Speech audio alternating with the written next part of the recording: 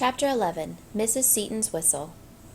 More than a Victrola crank handle or the blizzard of coal dust, George Street was its people. It is something I understand better now than I did then. I can find old marbles and baseball cards in antique shops and rummage sales. I wish I could find the people there, too. I have so much to ask them. I have questions for the Fric family, who operated the grocery store next to us on the corner of George and Elm. The Frics were, I believe, the only Jews in the block, and to live next to them was on some days like living next to another country. Nothing but a thin wire fence separated our backyards. On most days, the Frics' backyard was just like ours. Trash barrel and garbage can, a flower bed or two, a clothesline, a walkway down the middle to the back gate. But on certain Sundays in summer, there suddenly appeared in the Frics' backyard people such as I had never seen. The men especially were distinctive, for they dressed in all black and wore black hats and long shaggy beards. Afraid to stare openly at them, I ran upstairs to my bedroom window and stared until my eyeballs ached. Next day, on the way to school, I usually saw Nancy Fric. Nancy was the older of two sisters. She was thin and had long, red hair and walked pigeon-toed in her black and white saddle shoes. She was very bright and friendly, and she would have made a terrific friend, but she was a year older and a grade ahead of me, and fifth-grade boys did not mix much with sixth-grade girls, even if they were next-door neighbors. So I did not ask Nancy Fric about the black-suited, shaggy-bearded people in her backyard the day before, and instead of becoming terrific friends, we simply smiled and waved and said hi to each other. Nancy's older brother, Morton, was seldom seen on George Street. Unlike most of us, who seemed to have sprouted like grass from the cracks between the sidewalk bricks, Morton Fric occupied a higher plane. He was brilliant. He became a doctor. He made people well. But he could not make himself well. Morton had always had a bad case of asthma. Sometimes it was hard for him to breathe. So he moved himself and his medical practice to Arizona. I pictured him arriving in that faraway state, smiling to see the palm trees and desert sands and the adobe-style houses. I pictured him looking up at the cloudless sky and throwing out his arms and going, "Ah!" and for the first time in his life, taking a long, deep, clean breath of air. And maybe he did, but within several years, the asthma had tracked him down and killed him. Morton Fric in Arizona, only in his 30s, brilliant, the grocer's son. Nancy's little sister was Sharon. From the day she was born, some kids on the street, I don't remember who, seemed to have it in for her. They were always saying unkind things about her. I remember thinking, why? What did she do? I could understand people getting mad at someone who was always bugging them, but Sharon Fric had just been born. She hadn't had time to bug anyone. I wondered if there was a secret that I had missed. I began to study little Sharon Fric as she toddled about the grocery store and the brick sidewalk outside. I tried to detect what it was in her that offended others. I saw her sitting one day on the front steps of the store. Her knees were smudged, and I thought, is that it? Dirty knees? She wasn't just sitting there. She was crying. I looked around to see if someone had said something mean to her, but the block was deserted, and I did not understand that an ugly word once spoken, once heard, remains in the ear forever. Seeing her cry, alone and dirty-kneed on the front step, as alone as I'd ever seen anybody in my life, I tried not to feel bad, because I knew so many others who would not have felt bad, who would have laughed, but I failed. On the other side of us, at 804, lived the Coreys. Virginia, the younger of two sisters, was a year behind me in school. We played together at first, then less and less as we got older. My enduring memory of Virginia Corey centers on a particular 4th of July at Elmwood Park. She was about 14 years old and had entered herself in an annual talent show at the band shell. When she was announced, she walked on stage and sang a romantic ballad called Too Young. They try to tell us we're too young to really be in love. Her normally pale cheeks were red as apples as she sang earnestly and off-key into the microphone. They say that love's a word we've only heard, and can't begin to know the meaning of. Out in the audience, I felt uncomfortable, even embarrassed. I wondered if the people sitting around me knew that Virginia Corey was my next-door neighbor. Didn't she know she was off-key? Whatever made her think she could win a talent contest? Why doesn't she stop? I wondered. But she went on singing and singing into the microphone until the very last note, and then someday they may recall we were not too young at all. She took a bow and left the stage. People politely clapped. Naturally, she did not win, not even the lowest of honorable mentions. But that was it. What had registered as a catastrophe with me left the rest of the world unfazed. They did not cancel the pet show or the fireworks that night, and Virginia herself, to my knowledge, did not spend a single minute on her bed hiding in shame. If I met her today, I would like to tell her that when I think of my favorite songs of those days, I think of Les Paul and Mary Ford singing Tennessee Waltz, and the Quartet singing Mr. Sandman, and Virginia Corey singing Too Young. I would tell her that I play it often in the jukebox of my memory. I would ask her to sing it again, and this time, to honor her moxie, I would clap along and loud. Spider Solowski lived next to the Coreys at 806. Spider's given name was Eugene, but no one, except maybe his mother, called him that. Spider's hair was long and dark blonde and combed back and cemented with bright cream. Spider wore his collar up and his sleeves rolled. His pants were pegged so tight at his ankles that they must have threatened the circulation in his feet. On the 800 block of George Street, in the age of the cool cat, in the days of ducktail haircuts and pink shirts and suede shoes, Spider Solowski was the coolest cat of all. If I could go back, I would ask Spider if I could touch his hair. I would ask him if he would like to trade nicknames, for who would not rather be called Spider than Spit?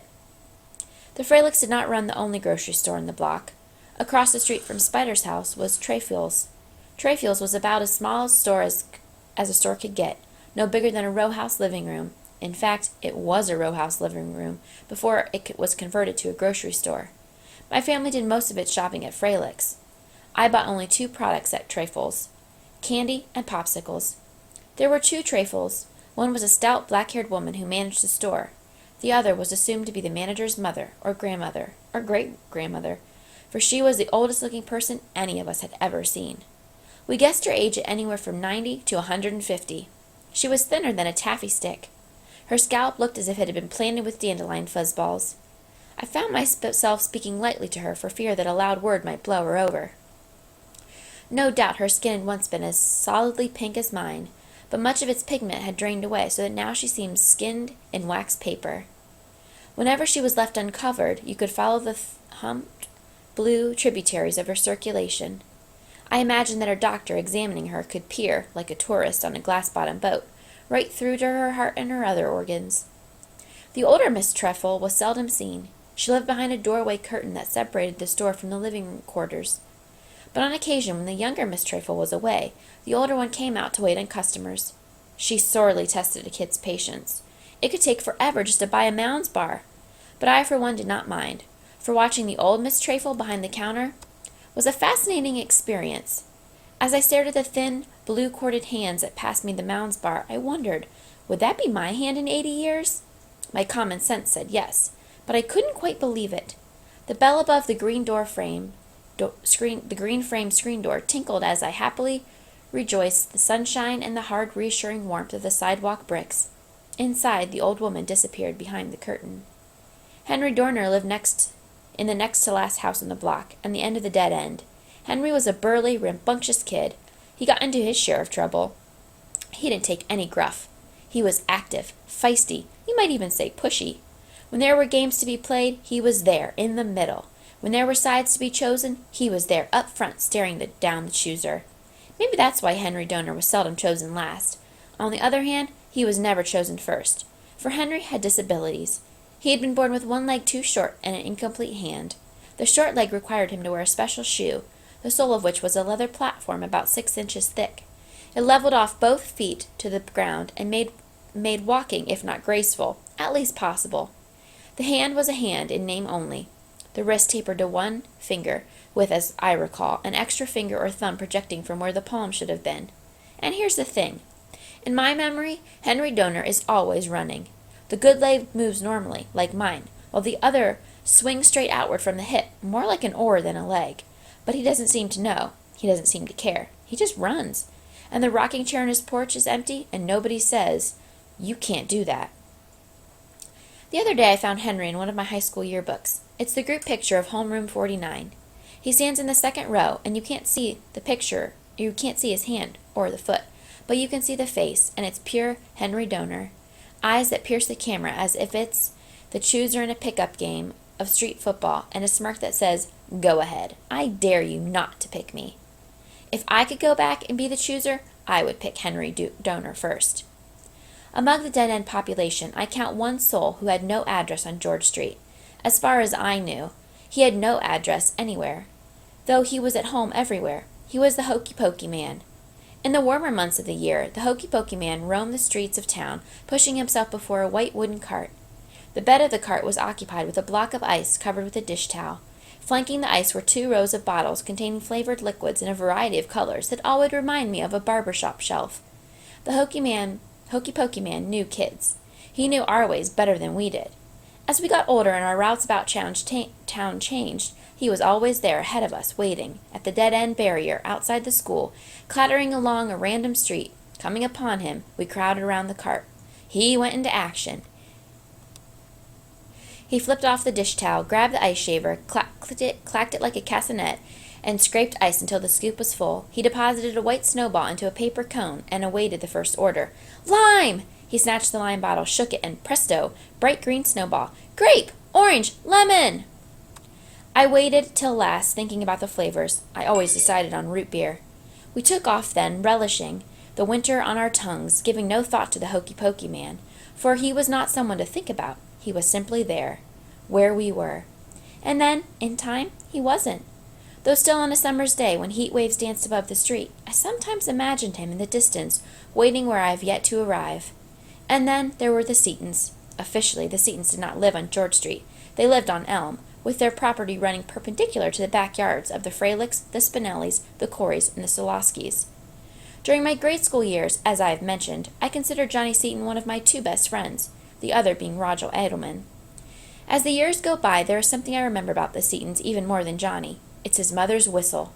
With it she called in however many of her 6 kids were away from the house at dinner time.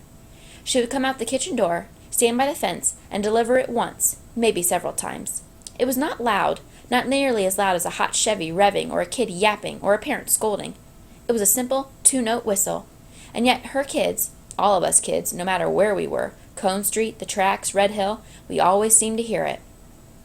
Dinner time upon dinner time, year after year, Mrs. Seaton's whistle reeled in her kids. Sometimes the rest of us came running too to our own homes, for a mother's call somehow touches us all.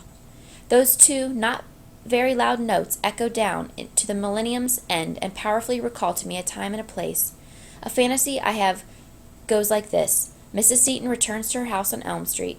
The 90s neighborhood kids in bubble-soled sneakers stare at the gray, slow-moving woman whom they do not know. She goes to the backyard, to the old spot by the fence, and she whistles. It's the old 2-noter, sounds exactly the way it did in 1955. She doesn't need to whistle again. 1 is all it takes, because we're already on our way.